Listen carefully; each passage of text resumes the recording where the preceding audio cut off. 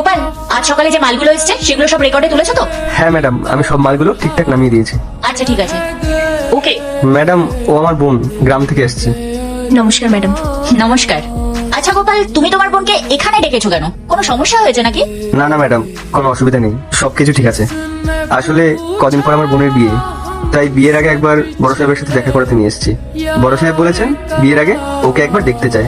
বড় সাহেব নিজের হাতে আশীর্বাদ করবেন। ও বেশ ভালো, কিন্তু ওকে দেখা করতে নিয়ে এসছো যখন, বাবা তো এখানে নেই, বাবা তো একটা মিটিং এ আছে। কোনো অসুবিধা নেই, বড় সাহেব যতক্ষণ না আসছে ও এখানে আশেপাশে কোথাও বসে অপেক্ষা করে নেবে। তা তো ঠিক আছে, কিন্তু তুমি আগে বলো যে তোমার বোনের বিয়ে ঠিক হয়েছে, সব জোগাড় জানতি হয়ে গেছে তো, নাকি কিছু বাকি আছে? হ্যাঁ ম্যাডাম, এখন একটু এক মোহরির কাছে যাব, একটু কাজ আছে। মানে তোমার বোনের বিয়ে হচ্ছে, তা তুমি মোহরের কাছে যাবে কেন? আসলে ম্যাডাম, গ্রামে ছোট্ট একটা বাড়ি আছে, সেই বাড়িটা বন্ধক দেওয়ার জন্যই মোহরির কাছে যাচ্ছিলাম, কাগজগুলো ঠিক করানোর জন্য। মানে এই বললে তোমার বোনের বিয়ের সব জোগাড় জানতি হয়ে গেছে, তা এখন বাড়ি বন্ধক দেবে কেন? হ্যাঁ ম্যাডাম, বিয়ের জোগাড় যন্ত্র সব ভালো করেই হচ্ছে, কিন্তু বিয়েতে যে যৌতুকটা দিতে হবে সেটা দেওয়ার জন্য বাড়িটা বন্ধক না দিলে হবে না ম্যাডাম। অনেকগুলো টাকার ব্যাপার ম্যাডাম, আর অতগুলো টাকা আমার পক্ষে জোগাড় করা সম্ভব না। তাহলে এমন বাড়িতে তোমার বোনকে বিয়ে কেন দিয়েছো যেখানে যৌতুক চাইছে? শোনো, তুমি তোমার বোনকে দিচ্ছ ঘরের লক্ষ্মী হিসাবে, এটাই কি যথেষ্ট না যে আবার যৌতুক দিতে হবে?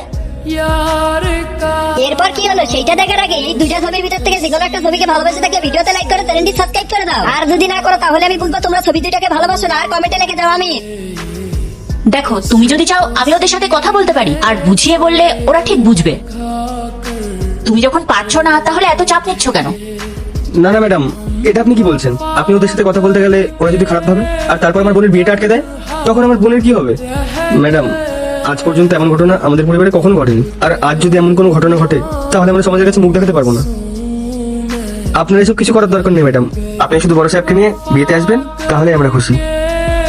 কিন্তু যৌতুক নিয়ে তোমায় ভাবতে হবে না, ওটা আমি বাবার সাথে কথা বলে দেখে নেবো, এই জন্য তোমাকে বাড়ি বন্ধক রাখতে হবে না। ম্যাডাম, আপনি শুধু শুধু আমাদেরকে নিয়ে চিন্তা করছেন।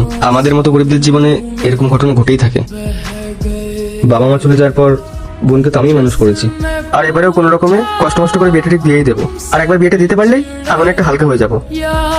আর আমাকে ক্ষমা করবেন ম্যাডাম, আমি আপনার থেকে টাকা নিতে পারবো না, কারণ আপনার থেকে টাকা নেওয়ার পর সেই টাকা ফেরত দেওয়ার সামর্থ্য আমার নেই। আর এমনিতেই বোনের বিয়ের জন্য অনেক ধার দেনে পড়ে গেছি। আপনি যে আমাদের জন্য এতটা ভেবেছেন, এটাই আমাদের জন্য অনেক।